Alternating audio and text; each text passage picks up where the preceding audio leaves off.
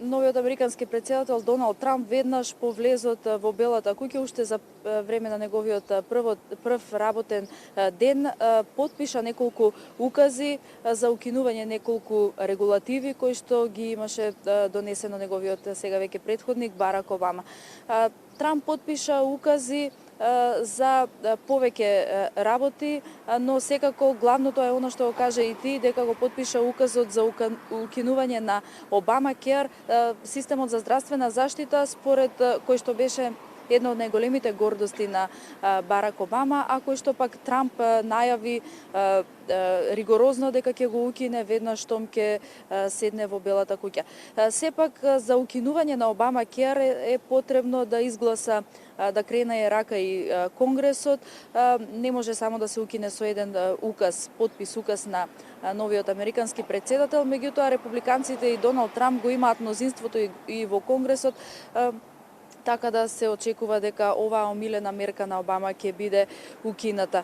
Покрај Обамакер, исто така Трамп интересно е дека веднаш по влезот во Белата куќа го смени и ликот на неговиот кабинет од црвената боја, црвените завеси на Барак Обама, сега се познатиот вкус на Доналд Трамп во златна боја, направи неколку промени, ја врати статуата од бистата, односно од Мартин Лутер Кинг, која што стоеше на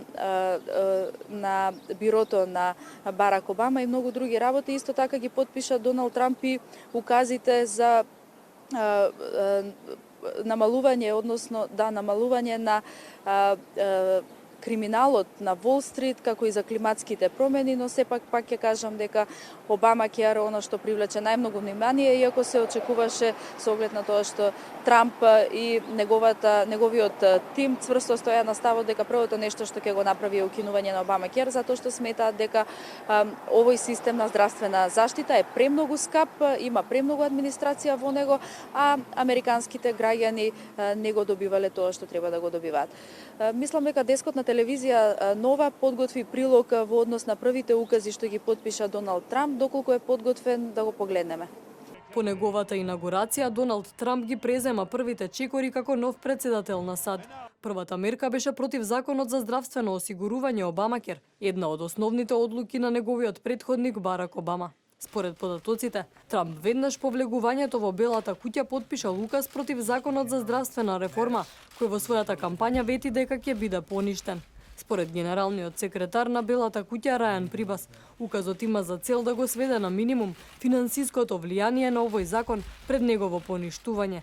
Сепак, откако законот стапи на сила во 2010 година, претседателот Трамп не може целосно да го укине со извршна одлука. Сега останува на Републиканската партија да предложи нов закон за здравство што би го заменил Обамакер, со кој во моментов се осигурани 30 милиони американци.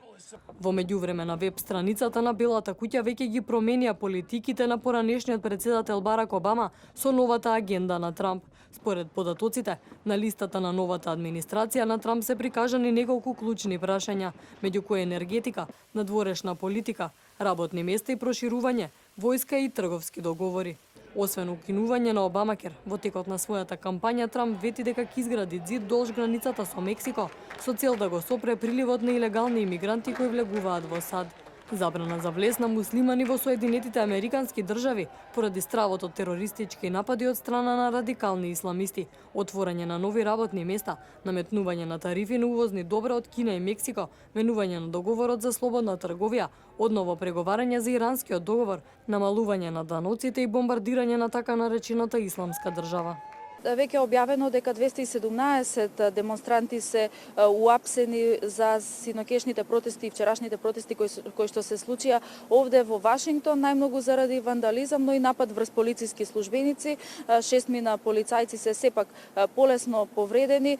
Екипата на телевизија Нова доцна синоќа по локално време имаше можности да забележи дека дури имаше напади и за време на баловите кои што се организираа овде по повод стапувањето на должност на новиот американски претседател. Голем број демонстранти, групи ги напаѓаа гостите кои што така гламурозно облечени, некои повеќе, некои помалку, се упатуваа на некои од многуте балови кои што ги имаше овде во Вашингтон. Меѓутоа, тие напади не беа сериозни, туку едноставно истура фрла со шишиња вода кон луѓето кои што се упатуваа на баловите.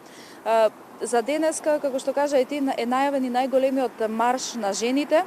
Маршот ќе трае, речиси, цел ден, според некои информации до кај 13, според некои информации до 16 часот по американско време, ќе заврши на североисточниот дел кај Белата куќа. Планирано е, односно се очекуваат да има голем број посетители на овој марш.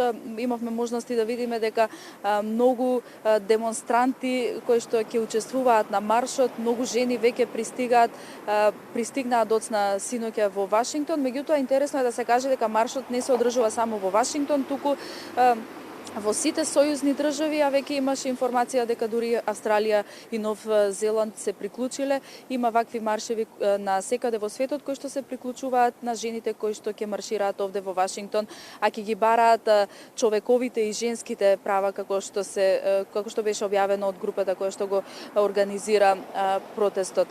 Жените ќе протестираат за легализацијата на абортусот, некои за одредување на минимални просеци на плата и така натаму, за човековите права. Она што е интересно дека голем број светски познати звезди ќе присуствуваат на овој марш овде во Вашингтон. Скарлет Јохансон е еден од говорниците кој што исто така ќе се приклучи на маршот на жените во Вашингтон.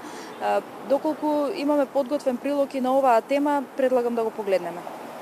Политичките поделби во САД станаа насилни непосредно пред инаугурацијата на новиот председател Доналд Трамп, откако демонстранти облечени во црно почнале да кршат прозорци на ресторани, банки и автомобили, при што дошло до студир со полицијата која возвратила со употреба на солзавец. Според податоците, за време на немирите биле повредени неколку полициски службеници, а повеќе од 200 демонстранти беа уапсени. Уапсивме вкупно 217 лица, а имаме информација дека 6 полицајци се повредени. Тројца од нив претрпеле повреди на главата откако биле удрени со некакви предмети. Сепак повредите се минимални. Според информациите, протестите започнале со извикувања Трамп не е председател и да направиме расистите повторно да се плашат. Некои од демонстрантите фрлале камења и шишиња врз полицијата, а неколку возила биле запалени, вклучително и капа со познатиот слоган на Трамп да ја направиме Америка повторно голема.